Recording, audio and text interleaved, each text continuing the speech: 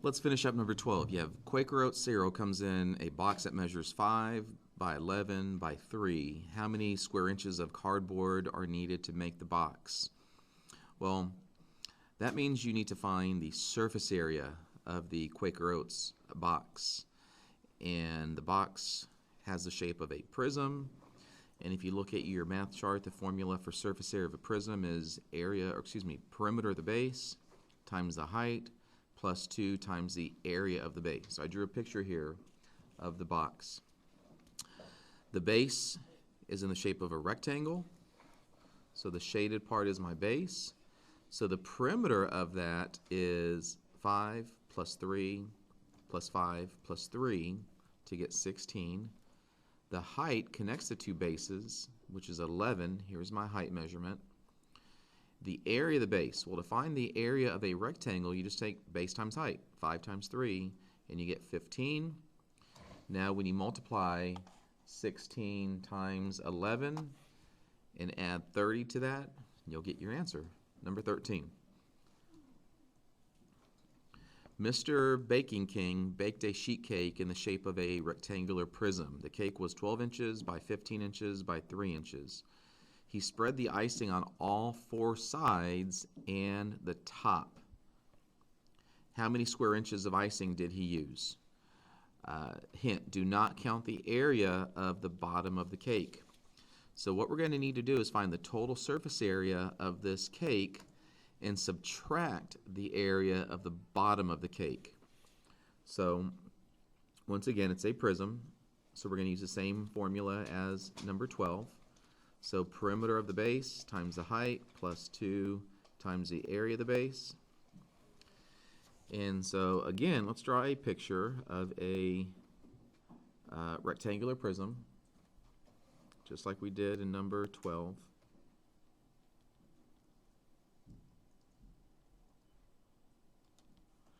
And let's fill in our dimensions. It's 3 inches high, and then we'll say this is 12 by 15, so 12 by 15.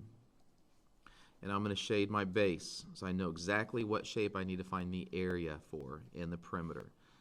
So the perimeter of the base is 12 plus 15, which is 27, and then 12 plus 15, which is 27 again. So you add them together, you get a perimeter of 54 times the height, which is 3, plus 2 times the area of the base. Well, the base is in the shape of a rectangle, so you just do base times height, 12 times 15. 12 times 15. You know what? In fact, since we're not going to count the bottom of the cake, and the bottom of the cake is one of the bases, instead of multiplying by 2, we won't do that. We'll eliminate that. So that way we just add one base, the area of one base. Because notice it's saying we're not going to put icing on the bottom of the cake, so we're not going to include the area of the bottom of the cake. So the area of one base is 180. So you take 54 times 3, add 180 to that, and you'll get your surface area of the cake that will have icing on it. Number 14, the surface area is 216 centimeters squared. Find the length of the missing dimension. You must write the formula and fill in the dimensions given to you. So we need to find, let's see, the surface area of a find the length of the missing dimension. So you have your shape here, which is a pyramid.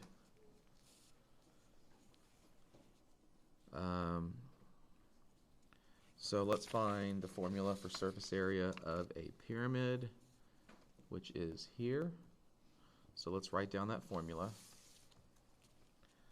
It's perimeter of the base times the slant height divided by 2 plus the area of the base equals 216. So We're not given the slant height, so we're solving for the slant height. That's our missing dimension. So can we calculate the perimeter of the base given the information in this picture? Sure we can. The base is in the shape of a square. The perimeter of the square would be 6 plus 6 plus 6 plus 6, which is 24, times the unknown measurement, which is the slant height, divided by 2, plus the area of the base. Can we calculate the area of this square? Sure, base times height, 6 times 6, which is 36, equals 216. So all that equals 216. So now we have a two-step equation.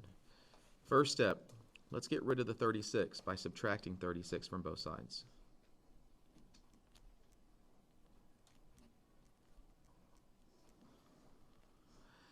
So we have 180. So now I have 24 times the slant height divided by 2. The 36 has gone away because we subtracted it, equals 180. Now we take the inverse of this division symbol. The inverse is to multiply. So if I multiply by 2 on both sides, the 2 cancels because I've taken its inverse. And so now I have 24 times the slant height equals 36. So the inverse of multiplication is to divide by 24. So once you divide 360 by 24, that's going to be your slant height. That's going to be your answer. I'll let you finish that. Number 15. The volume of the cylinder is 432 inches cubed. Find the height. So we're finding the missing dimension. So we're going to use the formula for volume of a cylinder, area of the base times the height. Area of the base times the height. Well, as you know, I don't like capital B because capital B doesn't tell us enough information. So let's cross out capital B and replace it with the formula for area of the base. The base in a cylinder is a circle. So look at your math chart and find the formula for area of a circle. Pi times radius squared times the height equals 432. That would be your volume. Right? It tells us that right there. So let's use 3 for pi. The radius is given to us. It's 4. So 4 squared times the height. We don't know the height. The height is the missing dimension. So you have 432 equals that. So now let's simplify this. 4 squared is 16. 16 times 3 is 48. So 48 times h equals 432. Now we're going to do the inverse of multiplication. So we're going to divide by 48 on both sides. And that's going to give you the value of the missing dimension. Number 16. In complete sentences, explain how you would find the volume for this farm silo. How would you find the surface area? So I'll let you guys write in complete sentences how would you find the volume and surface area of those silos. Number 17. David found a replica of the Great Pyramid of Egypt. The bases are both squares that are 3 by 3. So let's fill that in. 3 by 3. The heights are both 8 inches. So from here, the center of the base, up to the vertex, that height is 8 inches. He placed it inside a glass prism so that it would not get damaged. How much space is inside the prism, not including the pyramid? So we need to find the volume of the pyramid and subtract it from the volume of the prism. Well, we know that this is the prism volume formula is just length times width times height. So we're going to use 3 times 3 times 8. So 3 times 3 is 9. 9 times 8 is 72. So the volume of the prism is 72. But that's not what's being asked. What's being asked is how much volume is outside of the pyramid and inside the prism. So now we need to find the volume of the pyramid. Well, let's take out our math chart. And the formula for volume of a pyramid is 1/3 area of the base times the height. So volume equals area of the base times the height divided by 3, which is the same thing as taking 1/3 of it. So as you know, I don't like using capital B. I want to replace capital B with the area of the base formula. So let's rewrite this. Well, the base is in the shape of a square. To find the area of a square, you just take base times height. So base times height is 9. 3 times 3 is 9, times the height of the pyramid, which is 8, and then divide that by 3. So 72 divided by 3 equals 24. So let's subtract the volume of the prism and the volume of the pyramid, and you get 48. So the volume outside the pyramid but inside the prism is 48 inches cubed. Number 18, a swimming pool is 8 meters long, 6 meters wide, and 1.5 meters deep. The water-resistant paint needed for the pool costs $6 per square meter. How much will it cost to paint the entire surface of the pool? Well, a pool is basically a prism without a top to it. You have the sides of the pool, the 4 sides, and you have the bottom of the pool. So what we can do is we can find the total surface area of a prism. However, since there's no top to it, instead of multiplying by 2 times the area of the base, I'm going to just multiply by, or add the area of the base. So here's the formula that I'm going to modify the total surface area of a prism formula to look like this. So instead of having a 2 in front of the area of the base, since I'm not taking into account the top of the pool, of course you're not going to paint the top of the pool, that's where the water goes. You're only going to paint the bottom of the pool. We're only going to put 1B instead of 2B. So let's draw a picture. It really helps to draw a picture, and it's real easy to draw a picture of a prism. Just draw a rectangle or square, draw another one in the background like this, connect the vertices, and fill in our measurements. So it's, let's see, 1.5 meters deep, and it's, let's do 6 by 8. 6 by 8. So the base is 6 by 8. The height is 1.5, okay? It's not that deep of a pool, apparently. So we're going to find the perimeter of the base, so 6 plus 8 plus 8 plus 6. So 6 plus 8 is 14. So the perimeter is 28 times the height plus the area of the base is just 6 times 8, which is 48. So you're going to calculate the surface area, and then don't forget to multiply by $6 to find the cost. Number 19. 4 cubes of ice with an edge 4 centimeters each are left to melt in a cylindrical glass with a radius of 6 centimeters. How high will the water rise when they have melted? So the first thing is, let's find the volume of the 4 cubes. So cubes have edges that are the same length. So we're going to use the formula 4 times 4 times 4. 4 times 4 is 16. 16 times 4 is 64. And since we have 4 cubes, we're going to multiply our volume by 4. And you get 256. Now let's find the volume of the cylinder that has a radius of 6 centimeters. So our volume formula for a cylinder is area of the base times height. Let's use 3 for pi. The radius is 6. The height, let's see,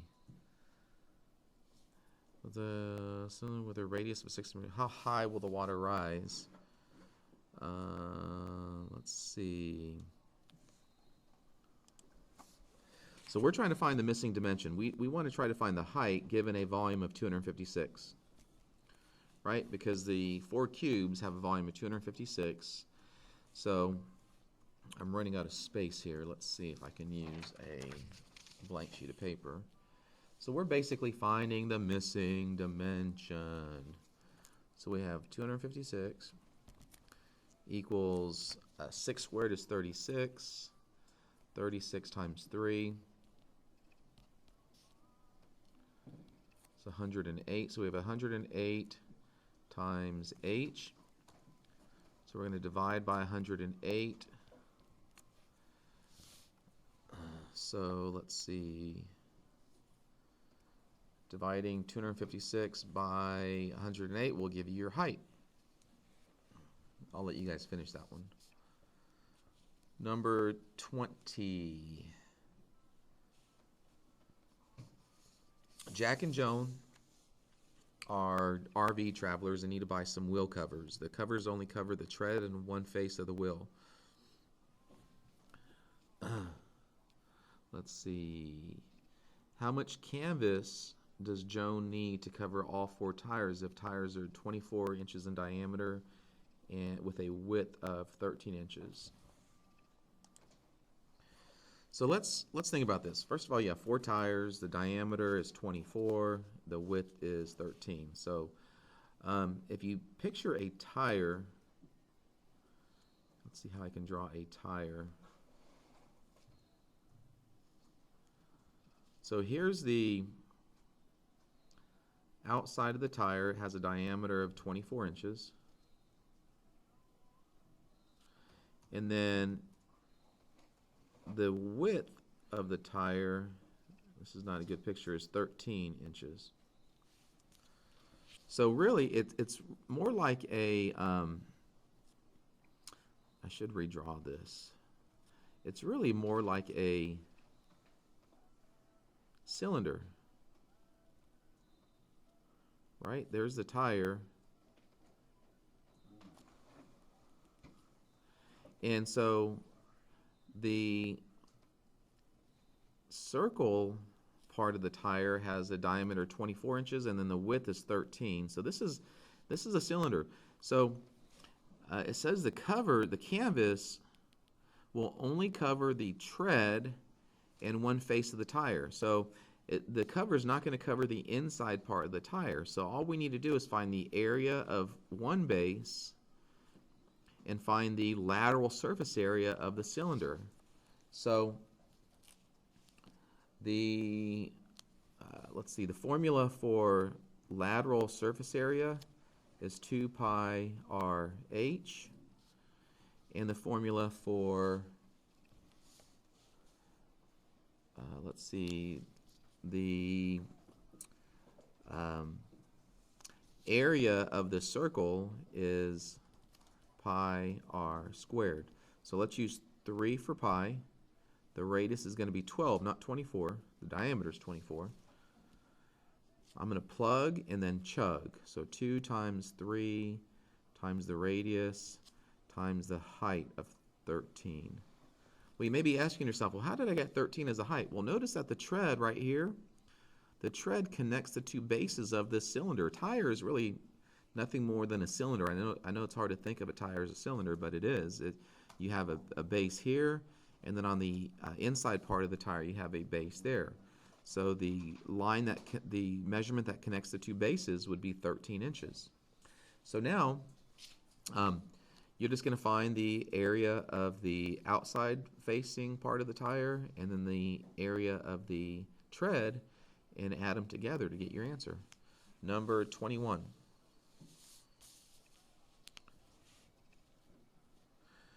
According to the Texas Parks and Wildlife Department, there are about 40 white-tailed deer per square mile in each of 35 Texas counties. A rectangular area on a ranch in one of these counties measures 2.25 miles by 6.7 miles. Which of the following is closest to the number of white-tailed deer expected to live in this rectangular area? So we need to find the area of this rectangle. So let's draw the rectangle. 6.7 by 2.25. So to find the area of the rectangle, we just do base times height. So we could do 6.7 times 2.25. To find the number of square miles, and then it says there's 40 white-tailed deer per square mile, so multiply that number by 40 to get your answer. Number 22. College is buying new carpet for the hallways in one of the residence halls. The building has 3 floors. Which of the hallway layout shown, with the hallway layout shown below? What is the least amount of square feet of carpet the school needs to purchase to carpet all 3 floors? So here's a picture of one floor. So we need to find the area of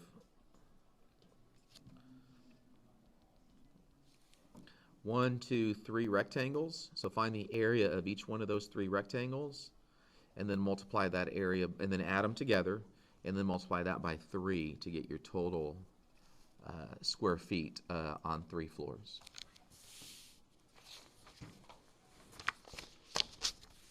Number 23. Barb cut out a circular piece of stained glass with a diameter of 8.1 centimeters. So here's my stained glass. Anytime you see the word diameter, you know it's a circle.